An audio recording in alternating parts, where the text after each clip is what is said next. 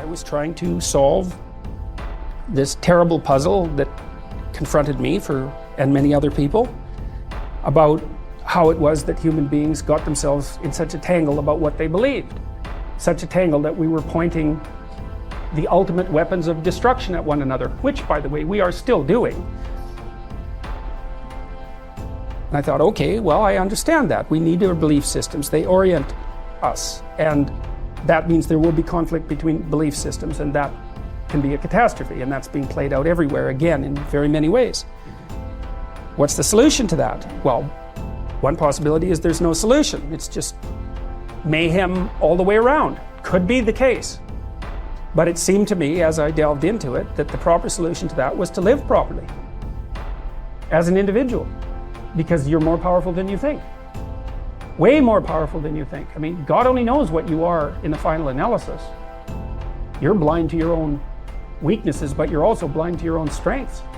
And so then I think, well, if you got your act together, it'd be better for you, and instantly it would be better for your family, assuming they wanted you to get your act together, and not everyone does, and then it would be better for the community. It's like, how far could you take that?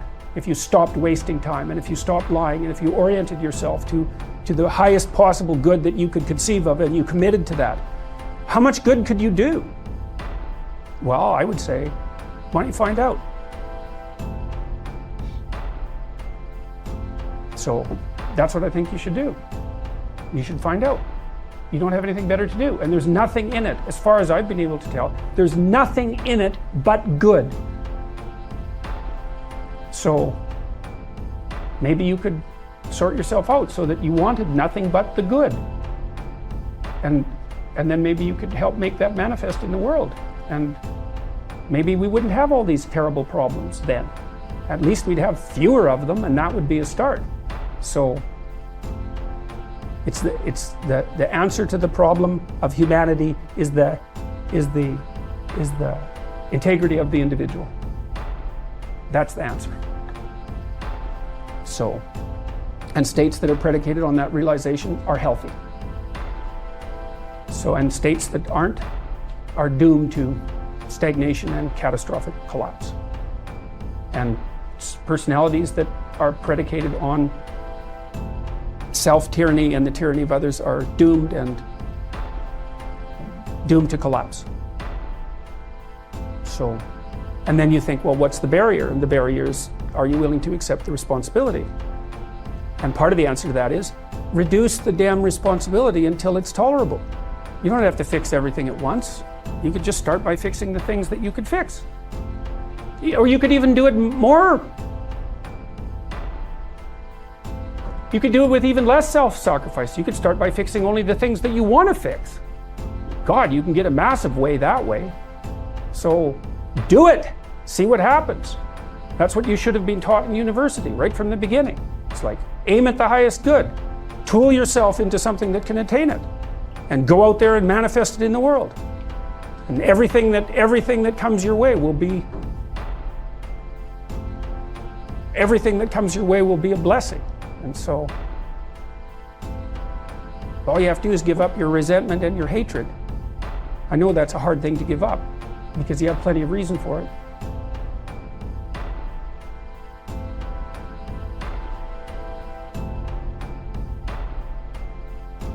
You see, the thing about disciplining someone, let's say, is that when you, and I see this very clearly when I'm talking to young people, is that I'm really on the side of the person that wants to do something positive with their life, to make their own life better, because I think that's where you should start. You should start by maximizing the quality of your own life. That's not a selfish thing, or if it is, it's the right kind of selfishness.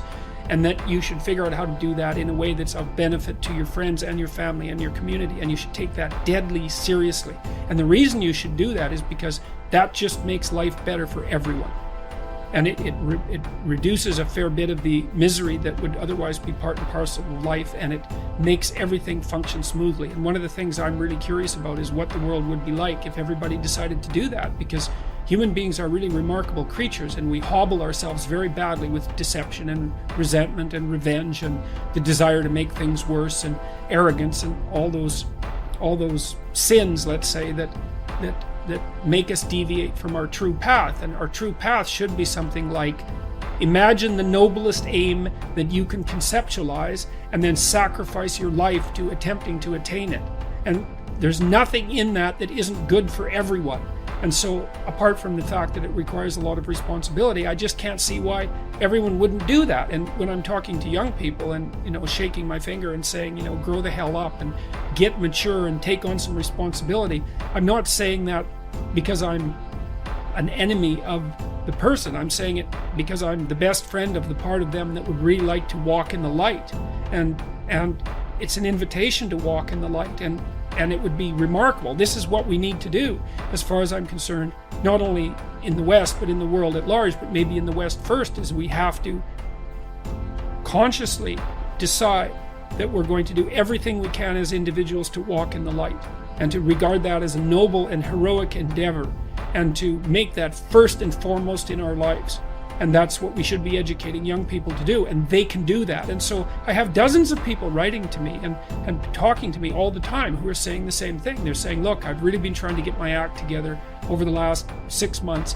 I've been trying not to lie, which is slightly different than trying to tell the truth, right? It's a more humble goal to not lie, because you can tell when you're lying, but you can't necessarily tell when you're telling the truth.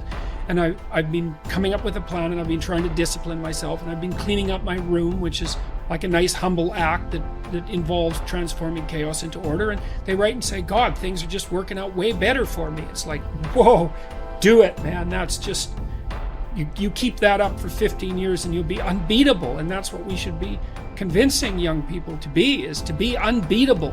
And not because that's what they should do or because they're bad if they don't, but because there's nothing better you can possibly do with your limited and suffering bound life than to aim high and sacrifice yourself to the attainment of those goals. So, do you have problems in your life that you're not addressing that you could solve? And the answer is yes. And it's an easy thing to figure out. You sit on your bed one morning and say, okay, there's some things that need to be done that I don't want to do, that I could do, that would make things better by the end of the day. What are they? Well, your conscience will deliver those suckers in no time flat, man. And then you might have to say, okay, well, how do I entice myself into doing a few of those? And if you ask, instead of trying to force yourself to do it like you're a tyrant and a slave at the same time, you can usually negotiate with yourself so that you'll start to sort those things out. Sort them out. Put your house in order. And then move out. Move on. And out. Yes. That's a Freudian slip, by the way. Yeah. So it's important, because the thing is, you have a practice domain, right? There are things that are within your grasp that you could fix. Fix them. And you'll learn, because it's harder than it looks. Fix them, and you'll learn how to fix things. And then something else will beckon as another problem that you could fix. You all have your problems. What does that mean? Like, there's an infinite number of problems in the world. Some of them happen to be yours. Why is that? I don't know exactly. But you have your problems. Great. Solve them. One of the things I learned as a therapist, every therapist has to learn this, is because one of the things you wonder when you're first starting to be a clinician is, how do you not take the catastrophes of your clients home with you? And the answer to that is because it's immoral to. They're not your problems. They're their problems. Like, they're their life. Your problems are your life. You don't want to solve someone else's problems for them, because you take away the deep meaning that's to be found in having them work through the problems on their own. And then you steal the credit. Well, I can help you with that.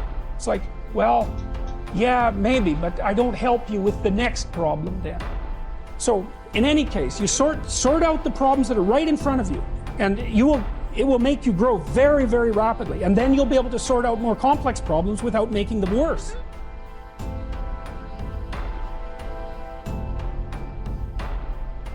How does it feel to be viewed as a father figure by many people who grew up without one? Well, I think it's an unbelievable honor. How's that? And that is really what I think. I think it's a tremendous honor, and I'm doing absolutely everything I can to be worthy of that. And I would like to say to all the people out there who grew up without a father, that's really too bad, because you need a father there to encourage you, That's what fathers do, is they encourage, they help make you courageous. And if I can help people develop the capacity to be courageous and to learn to tell the truth and to be responsible, then that's great. I can't imagine a better outcome for me. And so if people are willing to help me play that role and to use what I've been teaching to guide them in that manner, then hooray. I couldn't possibly imagine a better outcome than that.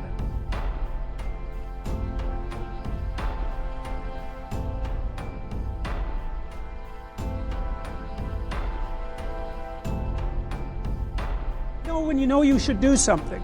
I mean, everyone has this experience, I believe. Perhaps you would be willing to put up your hands if this experience is foreign to you. Okay? It's part of you telling you you should do something. And it's hard to do it, effortful, and maybe you're afraid of it. And so you don't do it. You just procrastinate, right? And so how do you feel about that? Good? I mean, so what, you feel that you're betraying yourself. Your anxiety actually gets worse, not better, even though, you can put it off moment to moment, but that doesn't help because every time you put it off, the anxiety just grows a little bit. You're not proud of yourself. You have a sense that you're making things more chaotic than they should be.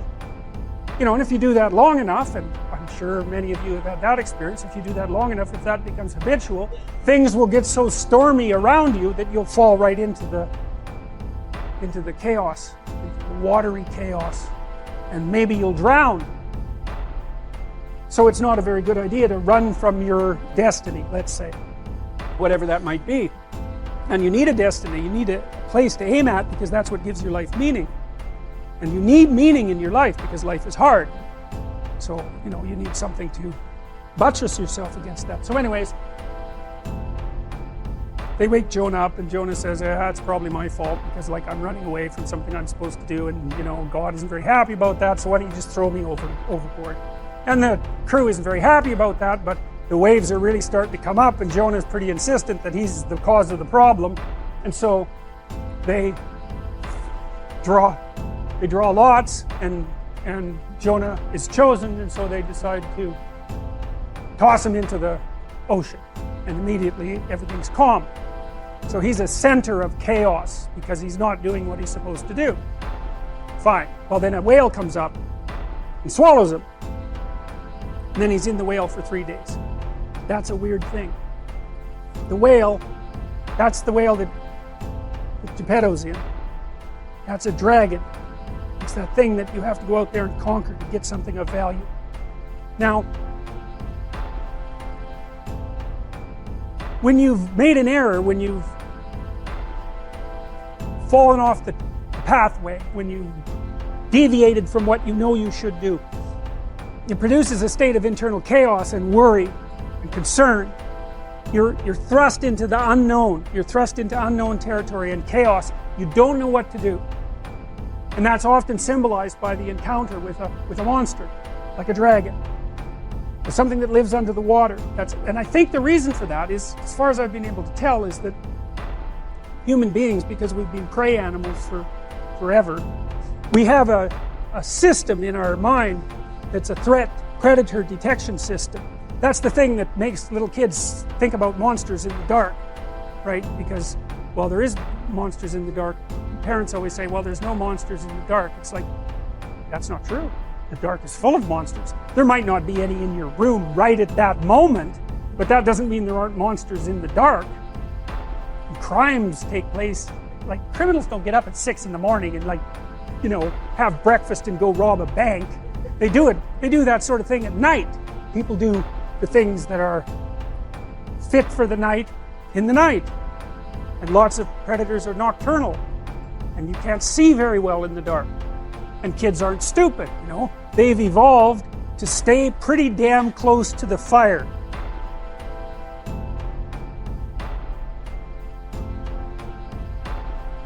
When you're feeling terrible, you don't say, well, I'm feeling up. You say, I'm feeling down. Well, why is that? Well, down is worse. I guess you're flat on the ground when you're down, or you're in a hole or something like that. You're hiding in a hole. It's down. And you're threatened by something. Maybe you're threatened by your own inadequacy, that might be part of it. Maybe that's partly what you imagine as a monstrous force, because your proclivity towards procrastination and your weakness of character is part and parcel of why you happen to be in the underworld. And that's the underworld, the mythological underworld. That's where you go when things fall apart. And if you understand that, if you know that that's what that means, then you have one of the keys that opens up ancient stories to you, and you understand things. Your life can be organized, going very well, and then something comes up, and poof, everything changes. Some axiom that you were living by, and it might be the existence of a partner, it might be a job, it might be your health, any of those things, gone. And you go somewhere when that happens.